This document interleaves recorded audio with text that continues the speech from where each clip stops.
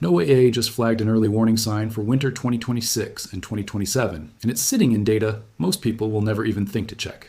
Wind speed, roughly 19 miles above the North Pole.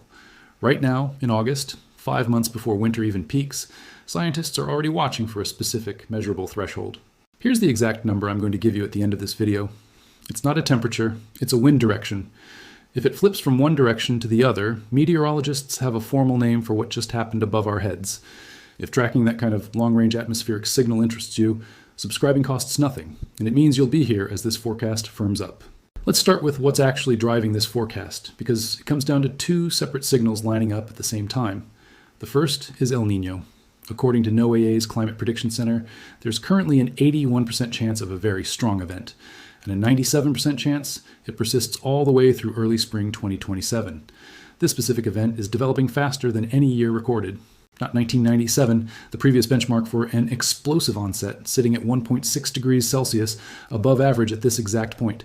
Not 2015 either, at 1.3 degrees. This year is already running warmer than both of those at the same calendar stage. El Niño almost always peaks between November and January, meaning there's likely a meaningful amount of intensification still ahead. Only 3 El Niño events since 1950 have ever reached what researchers formally classify as very strong, a peak anomaly of 2 degrees. Each one reshaped weather patterns across multiple continents at once. The 2015-16 event alone drove severe drought across southern Africa. It fueled peat fires in Indonesia that released carbon on the scale of an entire industrialized nation's annual emissions, and dumped more than 150% of normal winter rainfall on parts of Southern California, triggering flooding and landslides. If the current event's early trajectory holds, it's on pace to potentially exceed all 3 of those historical benchmarks. The second signal driving this forecast is happening much farther north. Long-range stratospheric data is showing a notable weakening signal. The weakening signal for the polar vortex, specifically in January and February of 2027, layered on top of unusually low Arctic sea ice. Low ice in 2 specific regions, the Barents-Kara seas and the Sea of Okhotsk. These regions tend to alter atmospheric waves. Those waves are the actual mechanism that can knock the polar vortex off balance in the first place. As we watch these signals converge, the coming winter could be one for the record books. Stay tuned as we monitor the stratospheric flip. Before we go further, I want to explain exactly what the polar vortex actually is, because the term gets thrown around loosely, and understanding the real mechanism is the only way to judge how seriously to take a forecast like this one. The polar vortex isn't a storm, and it isn't something that forms at ground level. It's a massive, persistent band of westerly winds circling the Arctic high in the stratosphere, roughly 30 kilometers up, that forms every autumn and normally holds together through the coldest months, acting like a wall that keeps frigid air locked up near the pole.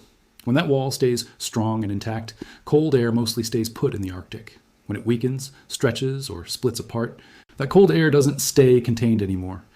It spills southward into the mid-latitudes, into places like the central and eastern United States, in what meteorologists call a cold air outbreak.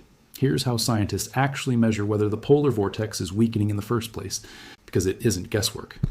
They track something specific. The average wind speed circling the pole at exactly 60 degrees north latitude, at an altitude where atmospheric pressure has dropped to 10 hectopascals, roughly 19 miles up. Under normal winter conditions, those winds blow steadily from west to east. When a significant disruption is building, that wind speed drops sharply. And in the most extreme cases, called a sudden stratospheric warming, it doesn't just drop, it briefly reverses direction entirely, blowing from east to west instead. The World Meteorological Organization's own formal definition of a major, sudden stratospheric warming is exactly that. A reversal of the mean wind at 60 degrees north and 10 hectopascals from westerly to easterly. That's the number, not a date, not a temperature. A wind direction at one specific latitude and altitude that either flips or it doesn't. It's worth understanding what actually causes that wind to slow down and reverse in the first place, because the mechanism connects directly back to the 2 signals we started with. Large-scale weather patterns in the lower atmosphere, called planetary waves, are constantly propagating upward from the troposphere. Under normal conditions, the polar vortex's own strong winds mostly deflect these waves.